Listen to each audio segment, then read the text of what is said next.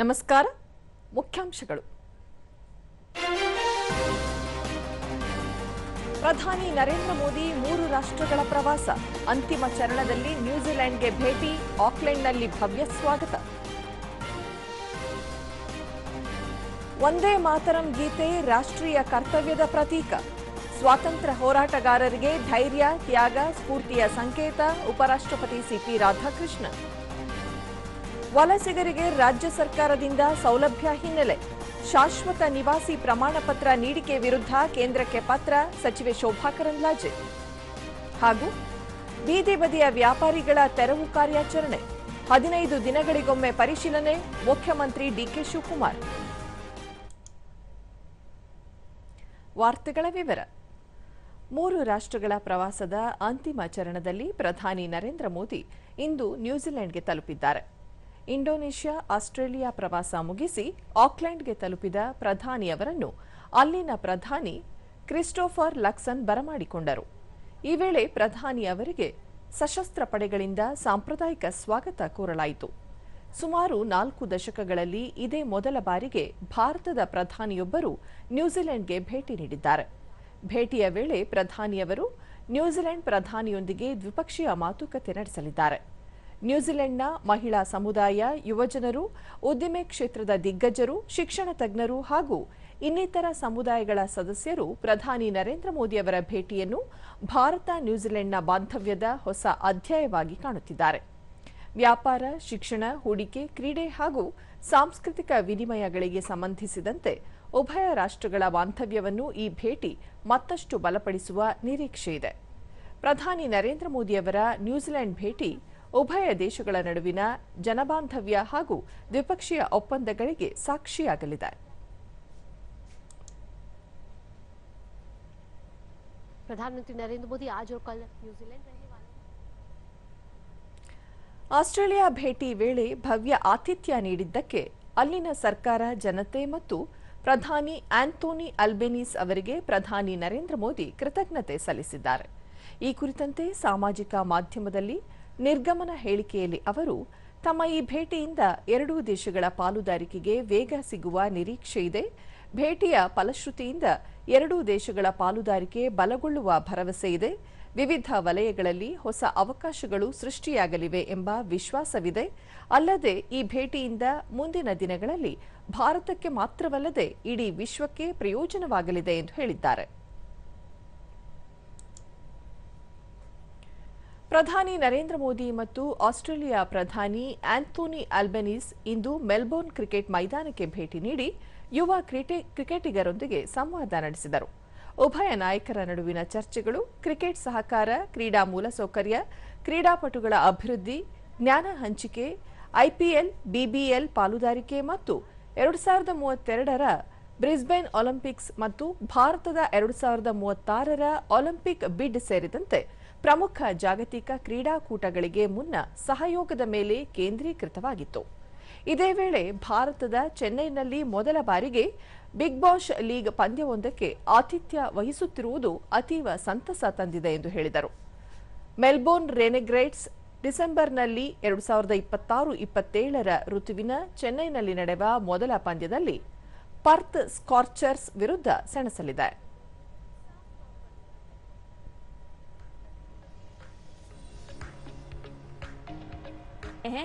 Gallery में दुनिया के दिग्गज क्रिकेटर्स की तस्वीरें हैं. ये तस्वीरें आपके साथ हम कर रहे हैं साझा, जहां प्रधानमंत्री नरेंद्र मोदी और ऑस्ट्रेलिया के प्रधानमंत्री एंथनी एल्बनीज़ी साथ में मौजूद हैं. Cricket gallery. ಭಾರತ ಆಸ್ಟ್ರೇಲಿಯಾ ಕ್ರೀಡಾ ಸಹಯೋಗದ ಮಾರ್ಗಸೂಚಿಯನ್ನು ಪ್ರಾರಂಭಿಸುವುದಾಗಿ ಘೋಷಿಸಿದ ಪ್ರಧಾನಿ ನರೇಂದ್ರ ಮೋದಿ, ನಾವು ಕ್ರಿಕೆಟ್ನಲ್ಲಿ ಮಾತ್ರವಲ್ಲದೆ ಇತರ ಕ್ರೀಡೆಗಳಲ್ಲಿಯೂ ಸಹಕಾರವನ್ನು ಬಲಪಡಿಸುತ್ತೇವೆ. ಕ್ರೀಡಾ ತರಬೇತಿ, ಕ್ರೀಡಾ ವಿಜ್ಞಾನ ಮತ್ತು ತಂತ್ರಜ್ಞಾನದಂತಹ ಕ್ಷೇತ್ರಗಳಲ್ಲಿ ನಾವು ಒಟ್ಟಾಗಿ ಮುಂದುವರಿಯುತ್ತೇವೆ. ಮೈದಾನದ ಒಳಗೆ ಮತ್ತು ಹೊರಗೆ ನಮ್ಮ ಪಾಲುದಾರಿಕೆಯನ್ನು ಬಲಪಡಿಸುತ್ತೇವೆ ಎಂದು ತಿಳಿಸಿದರು. मेजबानी करने जा रहा है और जैसा मेरे मित्र ने बताया, हम 2036 में ओलंपिक्स भारत में आयोजित करने का भी प्रयास कर रहे हैं। 2032 में ब्रिस्बेन ओलंपिक्स होस्ट करेगा। इन ग्लोबल इवेंट्स को आयोजित करने के लिए मेगा स्केल पर स्पोर्ट्स इंफ्रास्ट्रक्चर तैयार किया जाएगा। यानी आने वाले वर्षों में हमें एक दूसरे से सीखने के, एक दूसरे के साथ मिलकर काम करने के अनेक नए अवसर प्राप्त होंगे। मुझे खुशी है कि बिग बैश लीग का एक मैच भारत में चेन्नई में आयोजित किया जाएगा। किसी भी स्पोर्टिंग लीग के लिए भारत में इवेंट करना यानी बड़ी रीच और व्यूअरशिप की गारंटी है। ಶಿಮ್ಲಾದ ಐಐಎಎಸ್ ಆಯೋಜಿಸಿರುವ ಒಂದೇ ಮಾತರಂ ಒಂದು ಪಯಣ ಬಿಂಬಿಸುವ ಶಾಶ್ವತ ವಸ್ತು ಪ್ರದರ್ಶನ ಹಾಗೂ ಸರ್ದಾರ್ ಪಟೇಲರ ದೃಷ್ಟಿ, ಐಕ್ಯತೆ, ಸಮಗ್ರತೆ, ಏಕತೆ ಮತ್ತು ಒಕ್ಕೂಟ ವ್ಯವಸ್ಥೆ ಕುರಿತ ಅಂತಾರಾಷ್ಟ್ರೀಯ ವಿಚಾರ ಸಂಕಿರಣವನ್ನು ಉಪರಾಷ್ಟ್ರಪತಿ ಸಿಪಿ ರಾಧಾಕೃಷ್ಣನ್ ವರ್ಚುವಲ್ ಮೂಲಕ ಇಂದು ಉದ್ಘಾಟಿಸಿದರು. ಈ ಸಂದರ್ಭದಲ್ಲಿ ಉಪರಾಷ್ಟ್ರಪತಿ ಒಂದೇ ಮಾತರಂ ಗೀತೆ ತಾಯ್ನಾಡಿನ ಮೇಲಿನ ಪ್ರೇಮವನ್ನು ಪವಿತ್ರ ರಾಷ್ಟ್ರೀಯ ಕರ್ತವ್ಯವಾಗಿ ಪರಿವರ್ತಿಸಿದೆ. ಅಲ್ಲದೆ ಮುಂದಿನ ಪೀಳಿಗೆಗಳಿಗೆ ಸ್ವಾತಂತ್ರ್ಯ ಹೋರಾಟಗಾರರ ಧೈರ್ಯ, ತ್ಯಾಗ ಮತ್ತು ನಿರೀಕ್ಷೆಗಳ ಬಗ್ಗೆ ಹೊಸ ಪೀಳಿಗೆಗಳಿಗೆ ಸ್ಫೂರ್ತಿಯಾಗಿದೆ. ಸರ್ದಾರ್ ವಲ್ಲಭಭಾಯ್ ಪಟೇಲ್ ಅವರು ಒಂದು ರಾಷ್ಟ್ರ ಮತ್ತು ಒಂದು ಸಂವಿಧಾನಕ್ಕೆ ಬಲಿಷ್ಠ ಅಡಿಪಾಯ ಹಾಕಿಕೊಟ್ಟಿದ್ದಾರೆ ಎಂದರು.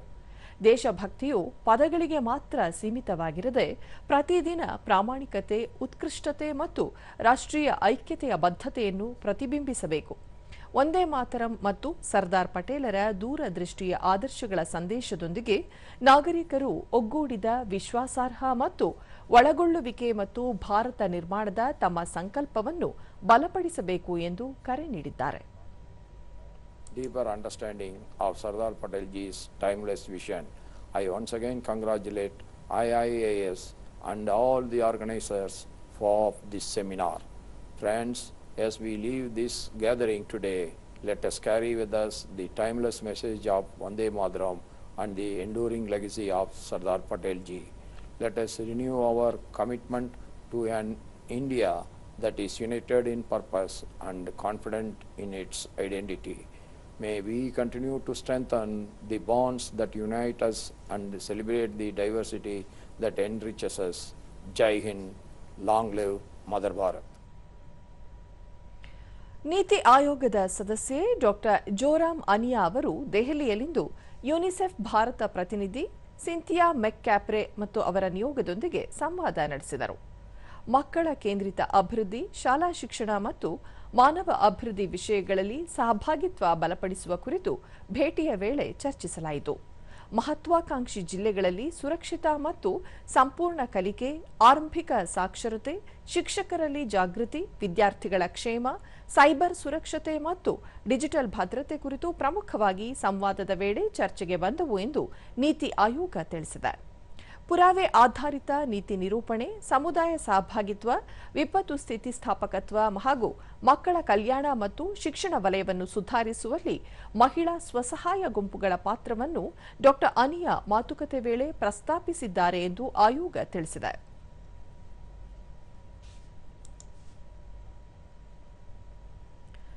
ಶ್ರೀರಾಮನ ಜನ್ಮಭೂಮಿ ಅಯೋಧ್ಯೆ ಇಂದು ಸನಾತನ ಧರ್ಮದ ಸಾಂಸ್ಕೃತಿಕ ರಾಜಧಾನಿಯಾಗಿ ಪರಿವರ್ತಿತವಾಗಿದೆ ಎಂದು ಉತ್ತರ ಪ್ರದೇಶ ಮುಖ್ಯಮಂತ್ರಿ ಯೋಗಿ ಆದಿತ್ಯನಾಥ್ ಹೇಳಿದ್ದಾರೆ.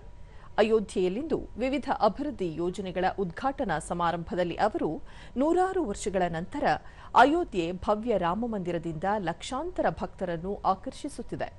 ರಾಮನ ದೇಗುಲ ನಿರ್ಮಾಣ ಕೇವಲ ವಿರೋಧ ಪಕ್ಷಗಳಿಗೆ ಇಷ್ಟವಿರಲಿಲ್ಲ, ರಾಮನ ಅಸ್ತಿತ್ವದ ಬಗ್ಗೆ ಪ್ರಶ್ನಿಸಿದ್ದವು. ಕೇಂದ್ರ ಹಾಗೂ ರಾಜ್ಯದಲ್ಲಿನ ಬಿಜೆಪಿ ನೇತೃತ್ವದ ಸರ್ಕಾರಗಳು ರಾಮಮಂದಿರ ನಿರ್ಮಾಣಕ್ಕೆ ಸಂಕಲ್ಪ ಮಾಡಿ ಭವ್ಯ ಮಂದಿರವನ್ನು ನಿರ್ಮಿಸಿದವು. ಇದನ್ನು ಯಾರೂ ತಡೆಯಲು ಸಾಧ್ಯವಾಗಲಿಲ್ಲ ಎಂದರು. ಕೇಂದ್ರ ಮತ್ತು ರಾಜ್ಯದಲ್ಲಿನ ಸರ್ಕಾರಗಳ ಸಮನ್ವಯದಿಂದ ಅಯೋಧ್ಯೆ ಸರ್ವಾಂಗೀಣ ಅಭಿವೃದ್ಧಿ ಹೊಂದಿದೆ. ದೇಶದಲ್ಲಿ ಪ್ರಮುಖ ತೀರ್ಥಯಾತ್ರೆ ಕ್ಷೇತ್ರವನ್ನಾಗಿ ಪರಿವರ್ತಿಸಿವೆ. ಪುಣ್ಯಕ್ಷೇತ್ರಕ್ಕೆ ಚತುಷ್ಪಥ ರಸ್ತೆಗಳು, ರೈಲು ಮತ್ತು ನೇರ ವಿಮಾನ ಸಂಪರ್ಕವಿದ್ದು ಇದರಿಂದ ಭಕ್ತರಿಗೆ ಮಾತ್ರವಲ್ಲದೆ ಇತರೆ ವರ್ಗಗಳ ಜನರಿಗೂ ಪ್ರಯೋಜನವಾಗುತ್ತಿದೆ.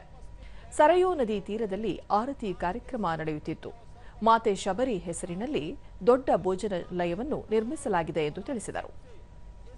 मैं आह्वान करूंगा कि डबल इंजन की सरकार के इस स्पीड के साथ, विरासत और विकास के इस अद्भुत समन्वय के साथ आप भी जुड़ करके अयोध्या के हर क्षेत्र को विकसित अयोध्या के रूप में स्थापित करिए, जो प्रधानमंत्री मोदी जी के विकसित भारत की आधारशिला बन सके।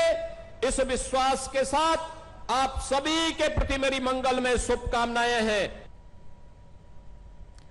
ದೇಶದ ವಿದ್ಯುತ್ ಬೇಡಿಕೆಯ 50% ಸ್ವಚ್ಛ ಇಂಧನ ಎರಡನೇ ಬಾರಿಗೆ ಪೂರೈಸಿದೆ ಎಂದು ಹೊಸ ಮತ್ತು ನವೀಕರಿಸಬಹುದಾದ ಇಂಧನ ಸಚಿವ ಪ್ರಹ್ಲಾದ್ ಜೋಶಿ ಹೇಳಿದ್ದಾರೆ. ಈ ಕುರಿತು ಸಾಮಾಜಿಕ ಜಾಲತಾಣದಲ್ಲಿ ಮಾಹಿತಿ ಹಂಚಿಕೊಂಡಿರುವ ಅವರು, ಈ ತಿಂಗಳ 6ರಂದು ನವೀಕರಿಸಬಹುದಾದ ಇಂಧನ ಮೂಲಗಳು 50.2% ವಿದ್ಯುತ್ ಪೂರೈಕೆಯಲ್ಲಿ ಕೊಡುಗೆ ನೀಡಿವೆ ಎಂದು ತಿಳಿಸಿದ್ದಾರೆ. ಈ ಬೆಳವಣಿಗೆಯು ಭಾರತದ ಸ್ವಚ್ಛ ಇಂಧನ ಪರಿಸರ ವ್ಯವಸ್ಥೆಯ ಹೆಚ್ಚುತ್ತಿರುವ ಶಕ್ತಿ ಮತ್ತು ವಿಶ್ವಾಸಾರ್ಹತೆಗೆ ಸಾಕ್ಷಿಯಾಗಿದೆ ಎಂದು ಬಣ್ಣಿಸಿದ ಸಚಿವರು, ಪ್ರಧಾನಿ ನರೇಂದ್ರ ಮೋದಿ ಅವರ ನಾಯಕತ್ವದಲ್ಲಿ ಭಾರತವು ವೇಗ ಮತ್ತು ದೃಢ ನಿಶ್ಚಯದಿಂದ ಸುಸ್ಥಿರ ಬೆಳವಣಿಗೆಗೆ ಶಕ್ತಿ ನೀಡುತ್ತಿದೆ ಎಂದು ಹೇಳಿದ್ದಾರೆ. ರಾಜ್ಯದಲ್ಲಿ ಮತದಾರ ಪಟ್ಟಿ ತೀವ್ರ ಪರಿಷ್ಕರಣೆ ಪ್ರಕ್ರಿಯೆ ಆರಂಭವಾದ ನಂತರ ರಾಜ್ಯ ಸರ್ಕಾರ ಶಾಶ್ವತ ನಿವಾಸಿ ಪ್ರಮಾಣ ಪತ್ರ ನೀಡಲು ಮುಂದಾಗಿರುವ ಉದ್ದೇಶ ಮತ್ತು ಇದರ ಹಿಂದಿರುವ ಷಡ್ಯಂತ್ರವನ್ನು ಸ್ಪಷ್ಟಪಡಿಸಬೇಕು ಎಂದು ಕೇಂದ್ರ ಎಂಎಸ್ಎಂಇ ಖಾತೆ ರಾಜ್ಯ ಸಚಿವೆ ಶೋಭಾ ಕರಂದ್ಲಾಜೆ ಬೆಂಗಳೂರಿನಲ್ಲಿಂದು ಹೇಳಿದ್ದಾರೆ. ಕಾಂಗ್ರೆಸ್ ಸರ್ಕಾರ ಅಧಿಕಾರಕ್ಕೆ ಬಂದ ಮೇಲೆ ಹೊಸ ಕಾನೂನನ್ನು ಜಾರಿಗೆ ತರುತ್ತಿದೆ. ಅದರಲ್ಲೂ ಎಸ್ಐಆರ್ ಪ್ರಕ್ರಿಯೆ ಆರಂಭವಾದ ನಂತರ ಶಾಶ್ವತ ನಿವಾಸಿ ಪ್ರಮಾಣ ಪತ್ರ ನೀಡಲು ಮುಂದಾಗಿ ಮಾರ್ಗಸೂಚಿ ಬಿಡುಗಡೆ ಮಾಡಿದೆ. ದೇಶದ ಪೌರತ್ವ ನಿಯಮಕ್ಕೆ ವಿರುದ್ಧವಾಗಿ ಈ ರೀತಿ ಪ್ರಮಾಣ ಪತ್ರಗಳನ್ನು ನೀಡಲು ಮುಂದಾಗಿರುವುದು ಸರಿಯಲ್ಲ. ಶಾಶ್ವತ ನಿವಾಸಿ ಪ್ರಮಾಣ ಪತ್ರ ನೀಡಲು ಅಧಿಕಾರ ಇರುವುದು ಕೇಂದ್ರ ಸರ್ಕಾರಕ್ಕೆ ಮಾತ್ರ ಎಂದು ತಿಳಿಸಿದ್ದಾರೆ. ರಾಜ್ಯದಲ್ಲಿ ಎಸ್ಐಆರ್ ಪ್ರಕ್ರಿಯೆಯನ್ನು ಹಾದಿ ತಪ್ಪಿಸಿದ ನಂತರ ಅಕ್ರಮ ವಲಸಿಗರನ್ನು ರಕ್ಷಿಸಲು ಹಾಗೂ ಅವರಿಗೆ ಸೌಲಭ್ಯ ನೀಡಲು ಈ ರೀತಿಯ ಪ್ರಮಾಣ ಪತ್ರ ನೀಡಲು ಮುಂದಾಗಿದೆ. ಇದು ಸಂವಿಧಾನ ವಿರೋಧಿಯಾಗಿದೆ, ದೇಶದ ಆಂತರಿಕ ಭದ್ರತೆಗೆ ಸವಾಲಾಗಿದೆ ಎಂದು ಹೇಳಿದರು. ಶಾಶ್ವತ ನಿವಾಸಿ ಪ್ರಮಾಣ ಪತ್ರ ನೀಡಲು ವಿದೇಶಾಂಗ ಸಚಿವಾಲಯದ ಪರಿಶೀಲನೆ ಅವಶ್ಯವಾಗಿದೆ ಎಂದು ಹೇಳಿದ ಅವರು, ಬಾಂಗ್ಲಾದೇಶದಿಂದ ಬಂದವರಿಗೆ ರಾಜ್ಯದ ನಾಗರಿಕರನ್ನಾಗಿ ಮಾಡಲು ಹೊರಟಿರುವುದು ಸರಿಯಲ್ಲ ಎಂದರು. ಶಾಶ್ವತ ನಿವಾಸಿ ಪ್ರಮಾಣ ಪತ್ರ ನೀಡಲು ಮುಂದಾಗಿರುವ ರಾಜ್ಯ ಸರ್ಕಾರದ ವಿರುದ್ಧ ಕೇಂದ್ರ ಗೃಹ ಸಚಿವರಿಗೆ ಪತ್ರ ಬರೆಯಲಾಗಿದೆ. ಅಕ್ರಮ ವಲಸಿಗರಿಂದ ರಾಜ್ಯದ ಜನರು, ಮಹಿಳೆಯರ ಮೇಲೆ ದೌರ್ಜನ್ಯ ನಡೆಯುತ್ತಿದೆ. ಇಷ್ಟಾದರೂ ಎಚ್ಚೆತ್ತುಕೊಳ್ಳದ ರಾಜ್ಯ ಸರ್ಕಾರ ಅವರಿಗೆ ಶಾಶ್ವತ ನಿವಾಸಿ ಪ್ರಮಾಣ ಪತ್ರ ನೀಡಲು ಮುಂದಾಗಿರುವುದನ್ನು ಸ್ಥಗಿತಗೊಳಿಸಬೇಕು ಎನ್ನುವ ಕುರಿತು ಮನವರಿಕೆ ಮಾಡಿಕೊಡಲಾಗಿದೆ ಎಂದು ಹೇಳಿದರು. ಎಸ್ಆರ್ ಅನ್ನು ಹಳೆಯಿಸುವಂತ ಕೆಲಸ ನಡೀತಾ ಇದೆ. ನಾವು ಎಸ್ಆರ್ ಅಲ್ಲಿ ಲೋಪಗಳನ್ನ ಕೇಂದ್ರ ಚುನಾವಣಾ ಆಯೋಗದ ಗಮನಕ್ಕೆ ಕೂಡ ತಂದ್ವಿ. ಒಂದೇ ಕಡೆ ಮಸೀದಿಗಳಲ್ಲಿ, ಮದ್ರಾಸಗಳಲ್ಲಿ, ಶಾಲೆಗಳಲ್ಲಿ ಕೂತ್ಕೊಂಡು ಎನ್ಯುಮರೇಷನ್ ಫಾರ್ಮ್ ಅನ್ನ ಕೊಡ್ತಾ ಇದ್ದಾರೆ, ತುಂಬ್ತಾ ಇದ್ದಾರೆ ಅನ್ನುವಂತ ಗಮನಕ್ಕೆ ತಂದ್ವಿ. ಮನೆ ಮನೆಗೆ ಹೋಗ್ತಾ ಇಲ್ಲ ಅನ್ನುವಂತ ಗಮನಕ್ಕೆ ತಂದ್ವಿ. ಇದೆಲ್ಲ ಆದ ತಕ್ಷಣ ಕಾಂಗ್ರೆಸ್ ಸರ್ಕಾರಕ್ಕೆ ನೆನಪಾಯಿತು, ಯಾರು ಅಕ್ರಮ ವಲಸಿಗರು ಈ ರಾಜ್ಯದಲ್ಲಿ ಬಂದು ಸೇರ್ಕೊಂಡಿದ್ದಾರೆ ಅವರನ್ನೇ ಬಚಾವ್ ಮಾಡುದು, ಅವರನ್ನು ವೋಟರ್ ಲಿಸ್ಟ್ ಹೇಗೆ ಸೇರಿಸುವುದು, ಅವರಿಗೆ ಸೌಲಭ್ಯಗಳನ್ನು ಹೇಗೆ ಕೊಡುವುದು, ಅವರಿಗೆ ಸೌಲಭ್ಯಗಳನ್ನ ಕೊಡುವುದಕ್ಕಾಗಿ ಅವರನ್ನೇ ವೋಟರ್ ಲಿಸ್ಟ್ಗೆ ಸೇರಿಸುವುದಕ್ಕಾಗಿ ಈ ಪರ್ಮನೆಂಟ್ ರೆಸಿಡೆನ್ಸ್ ಸರ್ಟಿಫಿಕೇಟ್ ಹೊಸದಾಗಿ ಇವರು ಆಲೋಚನೆ ಮಾಡಿದ್ದಾರೆ. ಬೆಂಗಳೂರಿನ ವಿವಿಧೆಡೆ ಫುಟ್ಪಾತ್ ತೆರವು ಕಾರ್ಯಾಚರಣೆಯನ್ನು ಮುಖ್ಯಮಂತ್ರಿ ಡಿಕೆ ಶಿವಕುಮಾರ್ ವೀಕ್ಷಿಸಿ ಸಚಿವರು, ಅಧಿಕಾರಿಗಳಿಂದ ಮಾಹಿತಿ ಪಡೆದುಕೊಂಡರು. ಈ ವೇಳೆ ಬೆಂಗಳೂರು ನಗರಾಭಿವೃದ್ಧಿ ಸಚಿವ ಕೃಷ್ಣ ಬೈರೇಗೌಡ, ಶಾಸಕರಾದ ಸತೀಶ್ ರೆಡ್ಡಿ, ಉದಯ್ ಗರುಡಾಚಾರ್, ಅಪರ ಮುಖ್ಯ ಕಾರ್ಯದರ್ಶಿ ತುಷಾರ್ ಗಿರಿನಾಥ್, ಜಿಬಿಎ ಮುಖ್ಯ ಆಯುಕ್ತ ಮಹೇಶ್ವರ್ ರಾವ್ ಸೇರಿದಂತೆ ಹಲವರು ಉಪಸ್ಥಿತರಿದ್ದರು.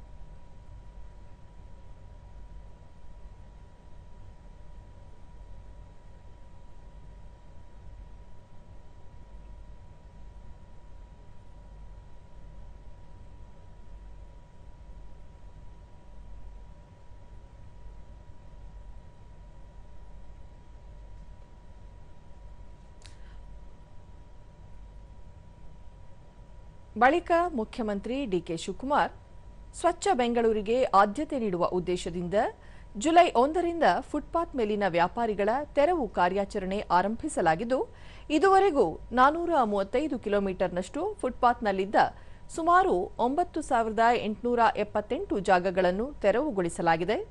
ಗ್ರೇಟರ್ ಬೆಂಗಳೂರು ಪ್ರಾಧಿಕಾರ 5 ಪಾಲಿಕೆಗಳಲ್ಲಿ ತೆರವು ಕಾರ್ಯಾಚರಣೆ ನಡೆಯುತ್ತಿದೆ. ಇದಕ್ಕಾಗಿ ಜಿಬಿಎ ಅಧಿಕಾರಿಗಳು ಮತ್ತು ಪೊಲೀಸರಿಗೆ ಮುಕ್ತ ಅವಕಾಶ ನೀಡಲಾಗಿದೆ ಎಂದು ತಿಳಿಸಿದರು.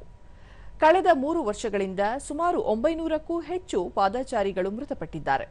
ಸಾರ್ವಜನಿಕರ ಹಿತದೃಷ್ಟಿಯಿಂದ ಸರ್ಕಾರ ಈ ನಿರ್ಧಾರ ಕೈಗೊಂಡಿದೆ.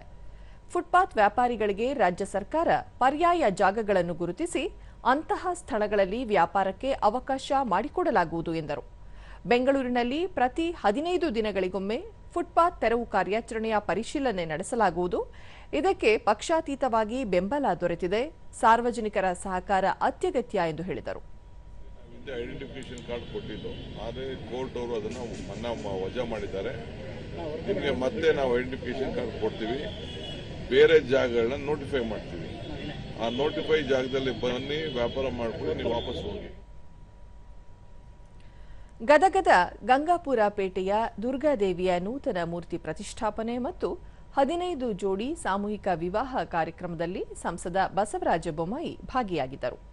ಈ ವೇಳೆ ಗದಗ ವೀರೇಶ್ವರ ಪುಣ್ಯಾಶ್ರಮದ ಕಲ್ಲಯ್ಯಜ್ಞ ಸ್ವಾಮೀಜಿ, ದುರ್ಗಾದೇವಿ ಜಾತ್ರಾ ಸಮಿತಿಯ ಅಧ್ಯಕ್ಷ ಸಿದ್ದು ಪಲ್ಲೇದ, ಜಿಲ್ಲಾ ಬಿಜೆಪಿ ಅಧ್ಯಕ್ಷ ರಾಜು ಕೊರಡಗಿ ಸೇರಿದಂತೆ ಹಲವರು ಉಪಸ್ಥಿತರಿದ್ದರು.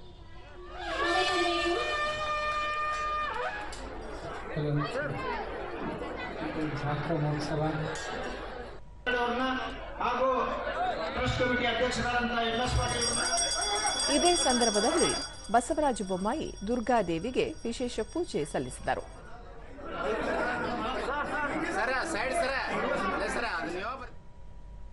ಬಳಿಕ ಬಸವರಾಜ ಬೊಮ್ಮಾಯಿ, ಜಾತ್ರೆಗಳು ದೇಶದ ಸಂಪ್ರದಾಯ, ಸಂಸ್ಕೃತಿ ಮತ್ತು ಪರಂಪರೆಯ ಪ್ರತಿಬಿಂಬವಾಗಿವೆ. ಜಾತ್ರೆ ಮೂಲಕ ಸಾಮೂಹಿಕ ವಿವಾಹ ಹಮ್ಮಿಕೊಂಡು ದುಂದು ವೆಚ್ಚಗಳಿಗೆ ಕಡಿವಾಣ ಹಾಕಿರುವುದು ಶ್ಲಾಘನೀಯ.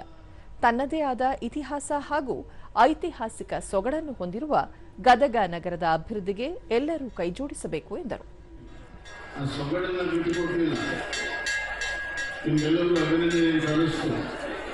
ದುರ್ಗಾದೇವಿ ಜಾತ್ರೆ ಸುಮಾರು 1 ವಾರಕ್ಕಿಂತ ಹೆಚ್ಚು ನಡೀತದೆ. ಕೊನೆಯ ದಿವಸ ಶನಿದು 15 ದಿವಸ ಆಗಿತ್ತು. ಮತದಾರರ ಪಟ್ಟಿಯ ವಿಶೇಷ ತೀವ್ರ ಪರಿಷ್ಕರಣೆ ಎಸ್ಐಆರ್ ಕುರಿತು ಸಾರ್ವಜನಿಕರಲ್ಲಿ ಜಾಗೃತಿ ಮೂಡಿಸುವ ಸಲುವಾಗಿ ದಿವ್ಯಾಂಗರಿಂದ ತ್ರಿಚಕ್ರ ವಾಹನಗಳ ಜಾಥಾವನ್ನು ಬಳ್ಳಾರಿಯಲ್ಲಿಂದು ಹಮ್ಮಿಕೊಳ್ಳಲಾಗಿತ್ತು.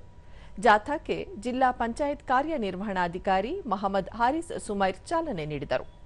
ಜಾಥಾದಲ್ಲಿ ಜಿಲ್ಲಾ ಪಂಚಾಯತ್ನ ಉಪಕಾರ್ಯದರ್ಶಿ ಶಶಿಕಾಂತ್ ಶಿವಪುರ, ತಾಲೂಕು ಪಂಚಾಯತ್ ಕಾರ್ಯನಿರ್ವಹಣಾಧಿಕಾರಿ ಶ್ರೀಧರ್ ಬಾರಿಕರ್, ಅಂಗವಿಕಲರ ಕಲ್ಯಾಣ ಇಲಾಖೆ ಅಧಿಕಾರಿ ಗೋವಿಂದಪ್ಪ ಮತ್ತಿತರರು ಭಾಗವಹಿಸಿದರು. ಬಳ್ಳಾರಿ ನಗರದ ಕನಕದುರ್ಗಮ್ಮ ದೇವಸ್ಥಾನದಿಂದ ಆರಂಭಗೊಂಡ ಜಾಥಾ ರಾಯಲ್ ಸರ್ಕಲ್, ಹಳೆ ಜಿಲ್ಲಾಧಿಕಾರಿ ಕಚೇರಿ, ಮೋತಿ ಸರ್ಕಲ್ವರೆಗೂ ನಡೆಯಿತು. ಜಾಥಾದಲ್ಲಿ ಎಸ್ಐಆರ್ ಕುರಿತು ಭಿತ್ತಿಪತ್ರಗಳ ಮೂಲಕ ಜಾಗೃತಿ ಮೂಡಿಸಲಾಯಿತು.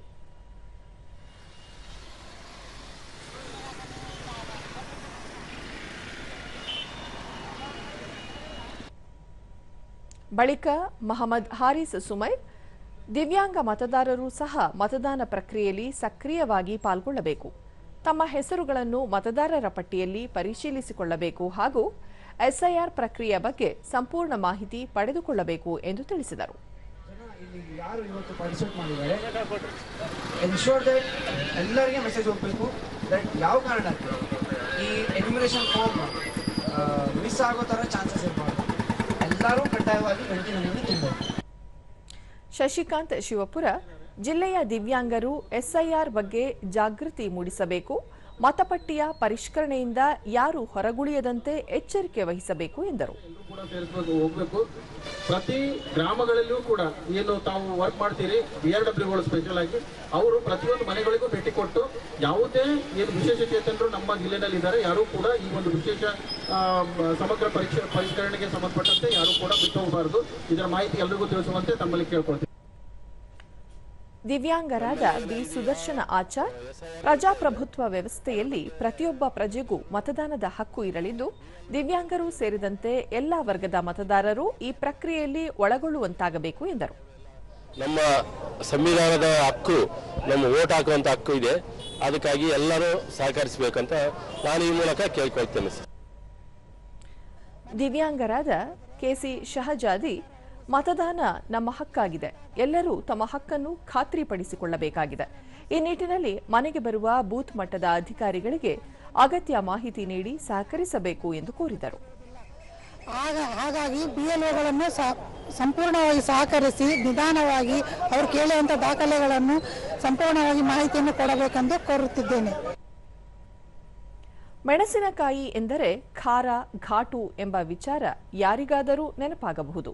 ಆದರೆ ಬರ ಮತ್ತು ಅತಿ ಹೆಚ್ಚು ಬಿಸಿಲಿಗೆ ಹೆಸರಾದ ಬಳ್ಳಾರಿ ಜಿಲ್ಲೆಯಲ್ಲಿ ಅದೇ ಮೆಣಸಿನಕಾಯಿ ಕೃಷಿಕರ ಬಾಳಿಗೆ ಆಧಾರವಾಗಿದೆ. ಈ ಕುರಿತು ಒಂದು ವಿಶೇಷ ವರದಿ.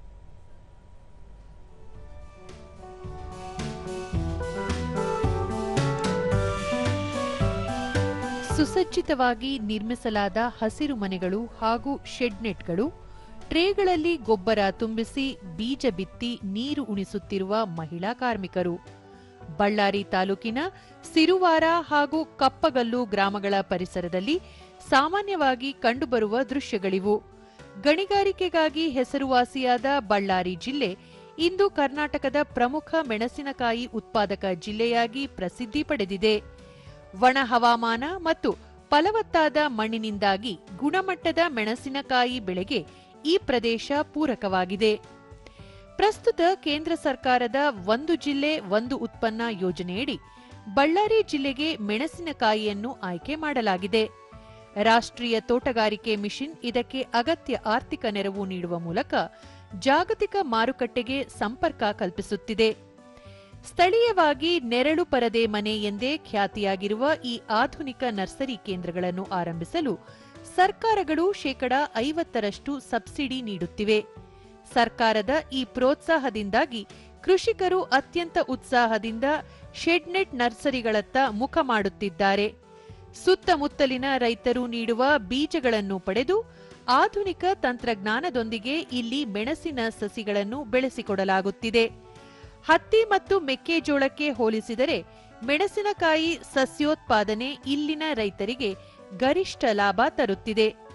ಬಳ್ಳಾರಿಯ ಅತಿ ತಾಪಮಾನವನ್ನು ಶೇಕಡಾ 50ರಷ್ಟು ತಡೆಹಿಡಿಯುವ ಸಾಮರ್ಥ್ಯ ಈ ಶೆಡ್ನೆಟ್ಗಳಿಗಿವೆ.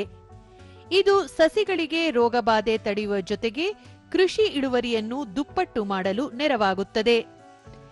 ಟ್ರೇಗಳಲ್ಲಿ ಬಿತ್ತಿದ ಬೀಜಗಳು 6 ದಿನಕ್ಕೆ ಮೊಳಕೆ ಬರುತ್ತದೆ. ದಿನ ಬಿಟ್ಟು ದಿನ ನೀರು ಹಾಯಿಸಿದರೆ 45ರಿಂದ 50 ದಿನಗಳಲ್ಲಿ ಆರೋಗ್ಯಕರ ಸಸಿಗಳು ರೈತರ ಕೈ ಸೇರಲು ಸಿದ್ಧವಾಗುತ್ತವೆ. ದೂರದರ್ಶನದೊಂದಿಗೆ ಕೃಷಿಕ ಬಸವರಾಜ್, ಟ್ರೇಗಳಲ್ಲಿ ಸಾವಯವ ಗೊಬ್ಬರದೊಂದಿಗೆ ಬೀಜ ಹಾಕಿ 6 ದಿನ ಮುಚ್ಚಿಡಲಾಗುತ್ತದೆ. 7ನೇ ದಿನದಿಂದ ಮೊಳಕೆ ಮೂಡಲು ಆರಂಭವಾಗುತ್ತದೆ. 45ರಿಂದ 50 ದಿನಕ್ಕೆ ಗುಣಮಟ್ಟದ ಸಸಿಗಳನ್ನು ರೈತರಿಗೆ ನೀಡಲಾಗುತ್ತಿದ್ದು, ಈ ಬಾರಿ ಮೆಣಸಿನ ಸಸಿಗಳಿಗೆ ಭಾರಿ ಬೇಡಿಕೆ ಇದೆ ಎಂದು ವಿವರಿಸಿದರು. ಫಸ್ಟ್ ಬೀಜ ಹಾಕ್ತೀವಿ ಸರ್. ಟ್ರೈಯಲ್ಲಿ ಬೀಜ ಹಾಕಿ 6 ದಿವಸ ಕಟ್ಟಿಡ್ತೀವಿ ಸರ್. ಅದನ್ನ ಕಟ್ಟಿಟ್ಟ ಮೇಲೆ ಅದು 7ನೇ ದಿವಸಕ್ಕೆ ನಾವು ಅದು ಬೆಡ್ ಇದ್ರೆ ರೆಡಿ ಮಾಡ್ಕೊಂಡು ಅದು ಕೆಳಗೆ ಇಳಿಸ್ಬಿಡ್ತೀವಿ ಸರ್. ಅದು 7ನೇ ದಿವಸದಲ್ಲಿ ಜರ್ಮಿನೇಷನ್ ಬರ್ತದೆ ಸರ್. ಅದಕ್ಕೆ ಕಂಟಿನ್ಯೂ 7 ದಿವಸ ಆದ್ಮೇಲೆ 1 ದಿವಸ ಬಿಟ್ಟು 1 ದಿವಸ ನೀರು ಬಿಡ್ತೀವಿ ಸರ್. ಅದಕ್ಕೆ ಕಂಟಿನ್ಯೂ.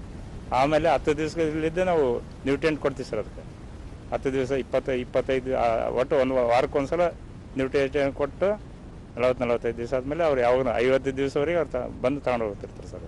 ಕಾರ್ಮಿಕ ಮಹಿಳೆ ಸರಸ್ವತಿ ಪ್ರತಿನಿತ್ಯ ಟ್ರೇ ಸ್ವಚ್ಛಗೊಳಿಸಿ ಕೋಕೋಪಿಟ್ ಗೊಬ್ಬರ ತುಂಬಿಸಿ ಬೀಜ ಬಿತ್ತಲಾಗುತ್ತದೆ.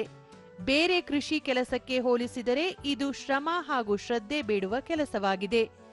ಸಸಿ ಉತ್ಪಾದನೆಗೆ ಅತ್ಯುತ್ತಮ ವಿಧಾನ ಇದಾಗಿದೆ ಎಂದರು. ಟ್ರೈ ಎಲ್ಲ ತೊಳಿತೀವಿ, ಕ್ಲೀನ್ ಮಾಡಿ ಬೀಜ ಹಾಕ್ತೀವಿ, ಗೊಬ್ಬರ ತುಂಬ್ತೀವಿ, ಕೂಲಿಂಗ್ ಮಾಡ್ತೀವಿ, ಇವು ಪ್ಯಾಕ್ ಮಾಡ್ತೀವಿ, ಕಳೆ ತೆಗಿತೀವಿ, ನೀರು ಬಿಡ್ತೀವಿ, ಸಸಿ ಬೆಳೆಸ್ತೀವಿ. ಬೆಳಗ್ಗೆ 7 ಗಂಟೆಗೆ ಬರ್ತೀವಿ, ಸಾಯಂಕಾಲ 6 ಗಂಟೆಗೆ ಹೋಗ್ತೀವಿ. ಇದು ಟ್ರೈ ಕಿತ್ತಬೇಕು, ತೊಳಿಬೇಕು, ಕೂಲಿಂಗ್ ಮಾಡೋಕು, ಗೊಬ್ಬರ ತುಂಬಬೇಕು, ಮತ್ತು ಪ್ಯಾಕ್ ಮಾಡೋಕು, ಬೀಜ ಹಾಕ್ಬೇಕು, ಮತ್ತೆ ಇಡಬೇಕು. ಪದವೀಧರ ಕೃಷಿಕ ರಾಜೇಶ್ ಬಾಬು ತಾವು ಬಿಕಾಂ ಪದವೀಧರರಾಗಿದ್ದು ಅಂದಾಜು 18 ಲಕ್ಷ ರೂಪಾಯಿ ವೆಚ್ಚದಲ್ಲಿ ತೋಟಗಾರಿಕಾ ಮಿಷನ್ನ ಶೇಕಡ 50ರಷ್ಟು ಸಹಾಯಧನ ಪಡೆದು ಶೆಡ್ ನೆಟ್ ನಿರ್ಮಿಸಿರುವುದಾಗಿ ತಿಳಿಸಿದರು. ಸುತ್ತಮುತ್ತಲಿನ ರೈತರಿಗೆ ಸಸಿ ಪೂರೈಸುವುದರ ಜೊತೆಗೆ ಸ್ಥಳೀಯರಿಗೆ ಉದ್ಯೋಗ ಕಲ್ಪಿಸಿರುವ ಸಂತಸವಿದೆ ಎಂದು ತಿಳಿಸಿದರು. ಇಲ್ಲಿ ನಾವು ಹೆಚ್ಚಾಗಿ ಮೆಣಸಿನಕಾಯಿ ಸಸಿಗಳನ್ನು ತಯಾರು ಮಾಡ್ತೇವೆ. ರೈತರು ಇಲ್ಲಿ ಸುತ್ತಮುತ್ತ ಹಳ್ಳಿಗಳಲ್ಲಿ ನಮ್ಮ ಸಿರುವಾರ, ಕಪ್ಪಕಲ್ಲು, ಸೋಮಸಮುದ್ರ, ಮೋಕದವರೆಲ್ಲ ನಮ್ಮ ರೈತರು ಇಲ್ಲಿ ಬಂದು ನಮಗೆ ಬೀಜ ಕೊಡ್ತಾರೆ, ಮೆಣಸಿನ ಬೀಜ ಕೊಡ್ತಾರೆ. ಅದನ್ನು ನಾವು 45 ದಿನ ಬೆಳೆಸಿ ಸಸಿ ಮಾಡಿ ಅವರಿಗೆ ಒಳ್ಳೆ ಆರೋಗ್ಯವಾದ ಸಸಿಯನ್ನು ನಾವು ಅವರಿಗೆ ಪ್ರಿಪೇರ್ ಮಾಡಿ ಅವ್ರಿಗೆ ಕೊಡ್ತೇವೆ. 5 ವರ್ಷದಿಂದ ನನಗೆ ಉತ್ತಮವಾದ ರಿಸಲ್ಟ್ ಬಂದಿದೆ. ಸಹಾಯಕ ತೋಟಗಾರಿಕಾ ಅಧಿಕಾರಿ ಸುನೀಲ್ ಕುಮಾರ್, ಬಳ್ಳಾರಿಯ ಬಿಸಿಲಿನ ತಾಪ ತಡೆಯಲು ಈ ನೆರಳು ಪರದೆ ಅತ್ಯಂತ ಉಪಯುಕ್ತವಾಗಿದೆ. ಇಲ್ಲಿ ಕೇವಲ ಮೆಣಸಿನಕಾಯಿ ಮಾತ್ರವಲ್ಲದೆ ಋತುವಿಗೆ ತಕ್ಕಂತೆ ಲಾಭ ತಂದುಕೊಡುವ ತರಕಾರಿ ಅಥವಾ ಹೂಗಳನ್ನು ಸಹ ಬೆಳೆಯಬಹುದಾಗಿದೆ ಎಂದರು. ರಾಷ್ಟ್ರೀಯ ತೋಟಗಾರಿಕಾ ಮಿಷನ್ ಯೋಜನೆ ಅಡಿಯಲ್ಲಿ ಶೇಡ್ ನೆಟ್ ಘಟಕಕ್ಕೆ ಸಬ್ಸಿಡಿ ಇರುತ್ತದೆ. 9,28,000 ನಾವು ಸಬ್ಸಿಡಿಯನ್ನು ಇದಕ್ಕೆ ಕೊಟ್ಟಿರ್ತೀವಿ. ಘಟಕದ ವೆಚ್ಚ ಬಂದು 18,60,000 ಆಗಿರುತ್ತದೆ. ಇದರಿಂದ ರೈತರಿಗೂ ಅನುಕೂಲ ಆಗುತ್ತದೆ ಮತ್ತು ಒಂದು ಒಳ್ಳೆ ಉತ್ತಮವಾದ ಸಸಿಗಳನ್ನು ಉತ್ಪಾದನೆ ಮಾಡೋಕ್ಕೆ ಇದು ಸಹಕಾರವಾಗುತ್ತದೆ. ಮತ್ತು ಈಗ ಚಿಲ್ಲಿ ಸೀಡ್ಲಿಂಗ್ಸ್ ಸೀಸನ್ ಇಲ್ಲದಾಗ ಅವರು ಒಂದು ವೆಜಿಟೇಬಲ್ಸ್ ಬೆಳಿಬಹುದು, ಇಲ್ಲ ಫ್ಲವರ್ಸ್ ಬೆಳಿಬಹುದು. ತೋಟಗಾರಿಕೆ ಹಿರಿಯ ಸಹಾಯಕ ನಿರ್ದೇಶಕ ಜೆ ಶಂಕರಪ್ಪ, ರಾಷ್ಟ್ರೀಯ ತೋಟಗಾರಿಕಾ ಮಿಷನ್ ಅಡಿಯಲ್ಲಿ ಕಳೆದ 3 ವರ್ಷಗಳಲ್ಲಿ 24 ಪ್ರಗತಿಪರ ರೈತರು ಸಬ್ಸಿಡಿ ಪಡೆದು ಮೆಣಸಿನಕಾಯಿ, ಕ್ಯಾಪ್ಸಿಕಂ, ಸೇವಂತಿಗೆ ಬೆಳೆದು ಯಶಸ್ವಿಯಾಗಿದ್ದಾರೆ ಎಂದರು. ಈಗ ನಮ್ಮ ಬಳ್ಳಾರಿ ಜಿಲ್ಲೆಯಲ್ಲಿ ನಮ್ಮ ಇಲಾಖೆಯಿಂದ ರಾಷ್ಟ್ರೀಯ ತೋಟಗಾರಿಕೆ ಮಿಷನ್ ಯೋಜನೆ ಅಡಿ ಈ ಹಿಂದೆ ಕಳೆದ ವರ್ಷ 3 ವರ್ಷದ ನಾವು ಡಾಟಾ ತಗೊಂಡಾಗ 24 ಜನ ರೈತರು ಈ ನೆರಳು ಪರದೆ ಘಟಕ ಶೆಡ್ ನೆಟ್ ಅಂತ ಏನು ಹೇಳ್ತೀವಿ ಅದನ್ನು ಉಪಯೋಗ ಮಾಡ್ಕೊತಾ ಇದ್ದಾರೆ. ಇದರಲ್ಲಿ ಹೆಚ್ಚಿನ ರೈತರು ಮೆಣಸಿನಕಾಯಿ ಬೆಳೆ, ಕ್ಯಾಪ್ಸಿಕಮ್ಮು, ಸೇವಂತಿಗೆ ಈ ಥರ ವಿವಿಧ ಹಣ್ಣು ಮತ್ತು ಹೂವು ಮತ್ತು ತರಕಾರಿ ಬೆಳೆಗಳನ್ನು ಬೆಳೀತಾ ಇದ್ದಾರೆ. ಇದರಲ್ಲಿ ಮುಖ್ಯವಾಗಿ ನಾವು ಯೋಚಿಸೋದೇನೆಂದರೆ ರೈತರಿಗೆ ಅನುಕೂಲ ಆಗೋಂಥದ್ದು ಕೀಟ ಮತ್ತು ರೋಗದಿಂದ ತಡೆಗಟ್ಟಬಹುದು. ಒಟ್ಟಾರೆ ಕಡಿಮೆ ನೀರು ಹಾಗೂ ಅಧಿಕ ತಾಪಮಾನ ಇರುವ ಕಡೆಯೂ ಶೆಡ್ ನೆಟ್ ಬಳಕೆಯಿಂದ ಮೆಣಸಿನ ಕೃಷಿಯನ್ನು ಕೈಗೊಂಡು ಯಶಸ್ಸು ಪಡೆಯಬಹುದು ಎಂಬುದಕ್ಕೆ ಬಳ್ಳಾರಿ ಮೆಣಸಿನಕಾಯಿ ಕೃಷಿ ಮಾದರಿಯಾಗಿದೆ. ಭಾರತ ಮತ್ತು ಇಂಗ್ಲೆಂಡ್ ಮಹಿಳಾ ತಂಡಗಳ ನಡುವಿನ ಏಕೈಕ ಟೆಸ್ಟ್ ಕ್ರಿಕೆಟ್ ಪಂದ್ಯ ಕ್ರಿಕೆಟ್ ಕಾಶಿ ಲಾರ್ಡ್ಸ್ ಕ್ರೀಡಾಂಗಣದಲ್ಲಿಂದು ಆರಂಭಗೊಂಡಿದೆ. ಟಾಸ್ ಗೆದ್ದ ಇಂಗ್ಲೆಂಡ್ ವನಿತೆಯರ ತಂಡ ಫೀಲ್ಡಿಂಗ್ ಆಯ್ಕೆ ಮಾಡಿಕೊಂಡಿದೆ. ಇತ್ತೀಚಿನ ವರದಿ ಬಂದಾಗ ಭಾರತ 2 ವಿಕೆಟ್ ನಷ್ಟಕ್ಕೆ 87 ರನ್ ಮಾಡಿ ಆಡುತ್ತಿದೆ. 142 ವರ್ಷಗಳ ನಂತರ ಲಾರ್ಡ್ಸ್ ಕ್ರೀಡಾಂಗಣದಲ್ಲಿ ಇದೇ ಮೊದಲ ಬಾರಿಗೆ ಮಹಿಳೆಯರ ಟೆಸ್ಟ್ ಪಂದ್ಯವನ್ನು ಆಯೋಜಿಸಲಾಗಿದ್ದು ಉಭಯ ತಂಡಗಳ ಪಾಲಿಗೆ ಇದು ಅತ್ಯಂತ ಮಹತ್ವದ್ದಾಗಿದೆ. ಹರ್ಮನ್ಪ್ರೀತ್ ಕೌರ್ ಭಾರತ ತಂಡವನ್ನು ಮುನ್ನಡೆಸುತ್ತಿದ್ದಾರೆ. ಇತ್ತೀಚೆಗೆ ಮುಕ್ತಾಯಗೊಂಡ ಟಿ20 ವಿಶ್ವಕಪ್ ಕ್ರಿಕೆಟ್ನಲ್ಲಿ ಆರಂಭಿಕ ಹಂತದಲ್ಲೇ ನಿರ್ಗಮಿಸಿದ್ದ ಭಾರತ ಟೆಸ್ಟ್ನಲ್ಲಿ ಸ್ಫೂರ್ತಿದಾಯಕ ಪ್ರದರ್ಶನ ನೀಡುವ ನಿರೀಕ್ಷೆಯಲ್ಲಿದೆ. ಕೊನೆಯಲ್ಲಿ ಮತ್ತೊಮ್ಮೆ ಮುಖ್ಯಾಂಶಗಳು.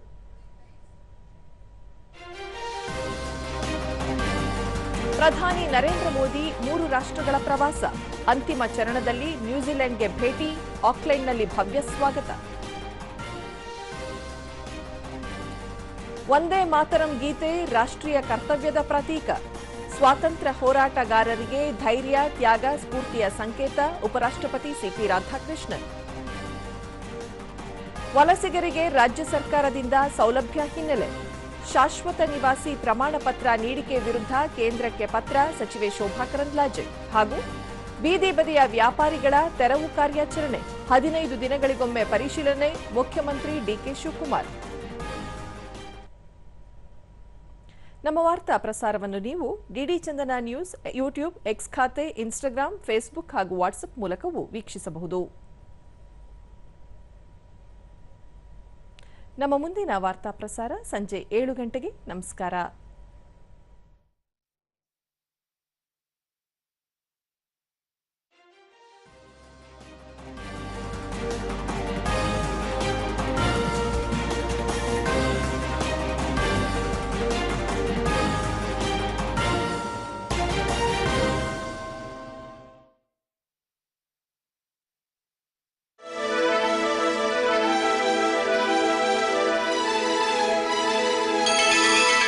ಬಾರಿಸು ಕನ್ನಡ ಡಿಂಡಿಮವ.